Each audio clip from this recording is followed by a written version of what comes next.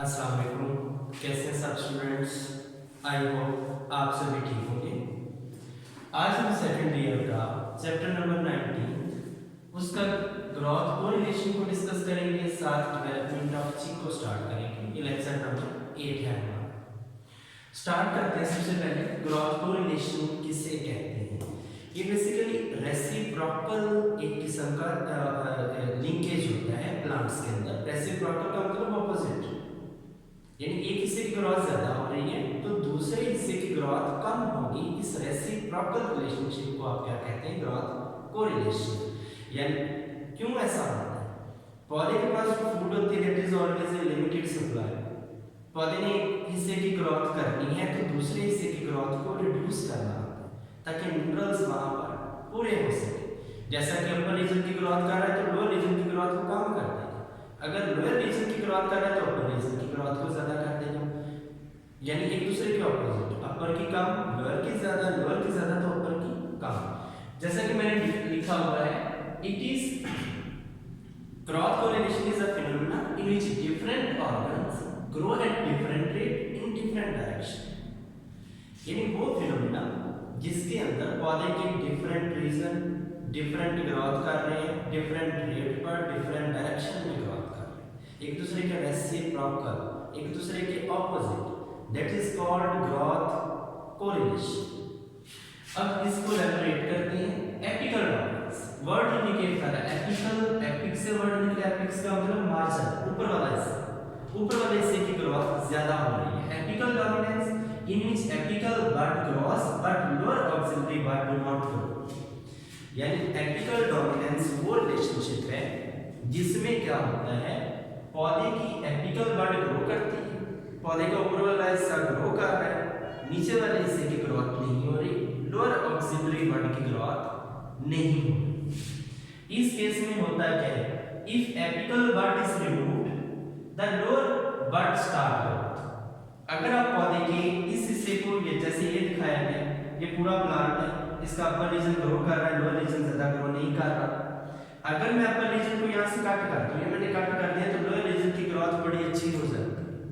अपर reason apical बड को grow करूं तो लोअर बड अपनी ग्रोथ को स्टार्ट कर देती है, एक दूसरे के ऑपोजिट है। इस फिनोमेना को क्या कहते हैं? ये रेसिप्रोकल रिलेशनशिप है, इसको आप ग्रोथ कोरिलेशन का नेम देते हैं। अब देखते हैं कि ये होता ऐसा क्यों है। देखा गया एक्सपेरिमेंट में कि जो शूट टेक्निक्स है, एक्टिव शूट टेक्निक्स है, that control the development of lower auxiliary bud. जो शूट टेक्निक्स है वो लोअर ऑक्सिलरी बड की ग्रोथ को कंट्रोल करती है, लोअर रीजन की ग्रोथ को कंट्रोल करती है। Auxin of terminal bud stop growth of lower bud. जो अपर रीजन का ऑक्सन है, जैसे ही ये यहां से फ्लो करेगा नीचे जाएगा, लोअर रीजन की ग्रोथ को ये रिड्यूस कर देगा, अपर रीजन की ग्रोथ होती रहेगी।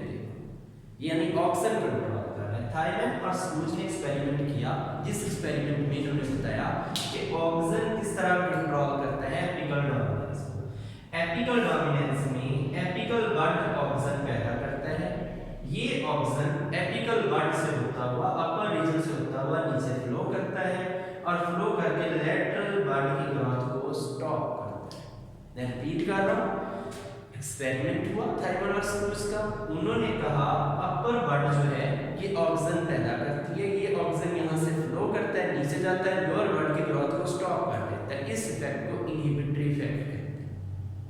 अब अगर मैं एपिकल बड को, ये अपर बड को कट कर तो लोअर रीजन की ग्रोथ बड़े फास्ट रेट पर स्टार्ट हो जाती है, क्योंकि अब नीचे ऑक्सन स्टॉप करने के लिए नहीं आ रहा। जो लोअर रीजन है, जो आपके पास ऑक्सिलरी बड है, that is free from the apical dominance. पहले एपिकल डोमिनेंस उसको कंट्रोल कर रही थी, एपिकल बड उसको कंट्रोल कर रही थी। जब मैंने एपिकल बड को कट कर दिया, लोअर बड की ग्रोथ स्टार्ट हो गई। अब एक लोअर बड एपिकल डोमिनेंस से, एपिकल बड से फ्री हो गई है। इस फिनोमेना को कॉम्पेंसेटरी इफेक्ट कहते हैं।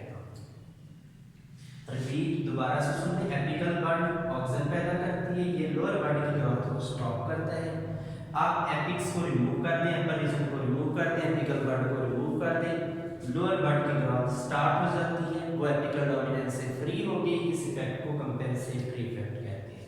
शॉर्ट के लिए इंपॉर्टेंट क्वेश्चन है, इनहिबिटरी इफेक्ट और कंपेंसेटरी इफेक्ट। फिर साइटोकिनिन, ये देखा गया एक्सपेरिमेंट के अंदर कि अकेला ऑक्सीजन ही रोल प्ले नहीं करता, साइटोकिनिन का भी बड़ा रोल है एपिकल डोमिनेंस। साइटोकिनिन अगर आप इनहिबिटरी बड, वो बड जिसकी क्रॉस स्टॉप हुई थी उस पर साइटोकिनिन को अप्लाई कर दें, साइटोकिनिन हार्मोन का रिलीज वहां पर करवा दें, तो ये हार्मोन उस रीजन की ग्रोथ को यानी लोअर बड की ग्रोथ को स्टार्ट करवा देता है, उसे एपिकल डोमिनेंस से एपिकल बड से फ्री करवा देता है। साइटोकिनिन इनहिबिटरी बड पर अप्लाई करें, ये लेटरल बड को एपिकल डोमिनेंस से फ्री करवा देता है, यानी एपिकल बड का लेटरल बड पर कोई भी कंट्रोल नहीं है।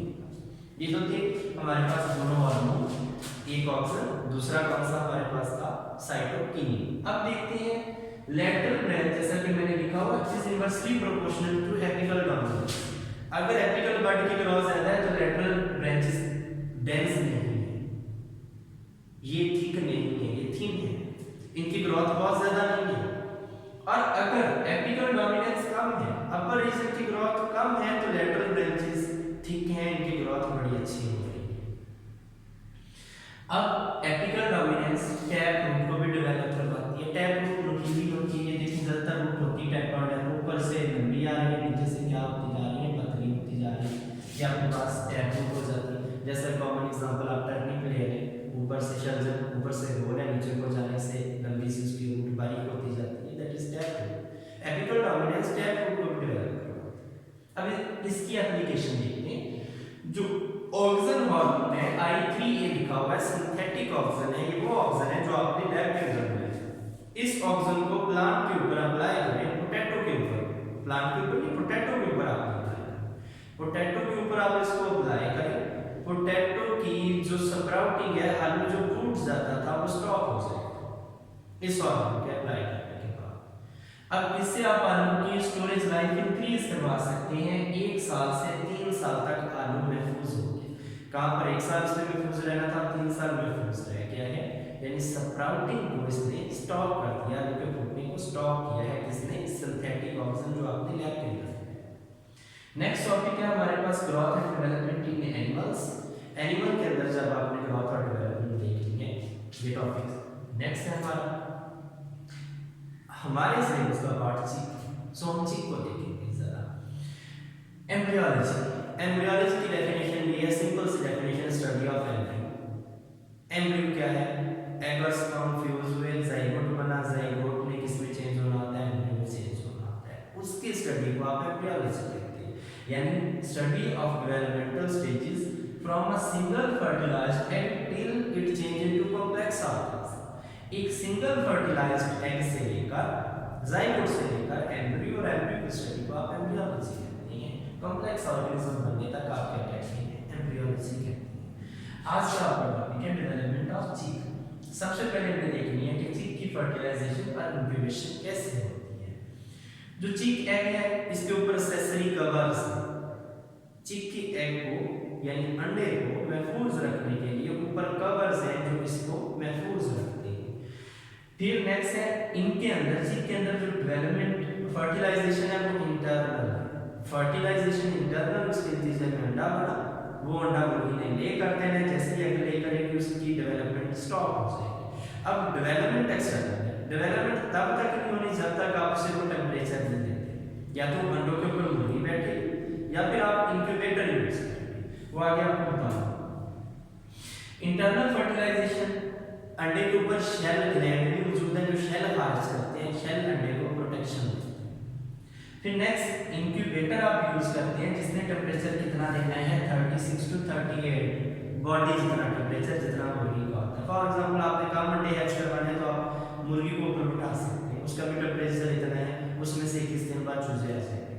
अगर आपने एक लार्ज स्केल पर, कमर्शियल स्केल पर अंडों में से चूजे निकलवाने हैं तो आप क्या यूज करेंगे, आप इंक्यूबेटर यूज करते हैं और उसमें से 21 दिन बाद चूजे बाहर आ सकते हैं। अब जो फर्स्ट स्टेप होता है इनकी डेवलपमेंट का वो होता है क्लीवेज। क्लीवेज का मतलब क्या है, it is mitotic begin after fertilization. एक्वस फॉर्म फ्यूज हुए, फर्टिलाइजेशन होगी, आपने अंडे को इंक्यूबेटर में रख दिया, नॉर्मल टेम्परेचर दे दिया जितना उसकी रिक्वायरमेंट थी। उसके बाद जो आपके पास माइटोटिक डिवीजन हुई है, आपने उसको क्या कह दिया, cleavage. Cleavage start in the clear cytoplasmic region, protoplasm, disc of protoplasm. What is protoplasm?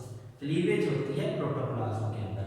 For example आपके पास ये एक सेल है, ये इसका न्यूक्लियस है, ये सारा साइटोप्लाज्म है।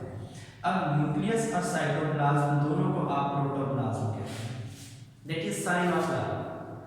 एवरीथिंग इन सेल दो चीजें पढ़ी हुई हैं बेसिक, दो ऑर्गेनेल बेसिक है जिसमें न्यूक्लियस और साइटोप्लाज्म।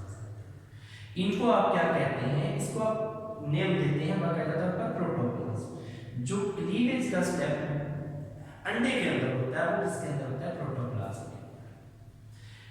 सरफेस ऑफ यॉक, ये यॉक की सरफेस के ऊपर हो रहा है, अटैच है, so it is called discoidal cleavage. मुर्गियों के अंदर जो क्लीवेज होती है, अंडे के अंदर जो क्लीवेज होती है, that is called discoidal cleavage, that is confined to the protoplasm, that is confined to the disc of cytoplasm, so इसको डिस्कॉइडल क्लीवेज कहते हैं। फिर next, first two cleavage are vertical, third is horizontal.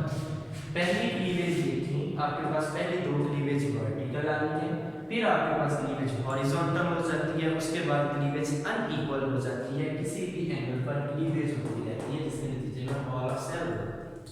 पहली cleavage vertical, horizontal, onward cleavage irregular, किसी भी angle पर divide होता जा रहा है, यानी सेल कभी इधर डिवाइड हो रहा है, कभी इधर, किसी भी एंगल पर डिवाइड हो रहा है।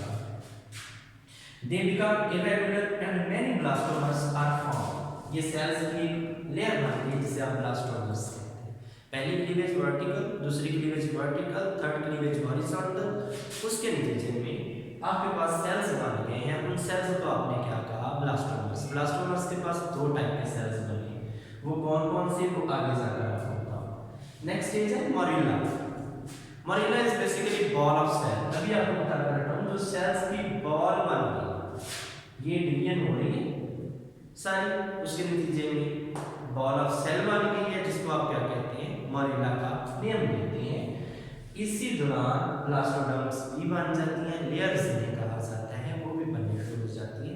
जैसा कि आप अगली स्टेज में भी डिस्कस कर लेंगे, एक्टो एंडो मेसो गैस्ट्रोलेशन के अंदर बेसिकली जाकर हम इसको डिस्कस करेंगे।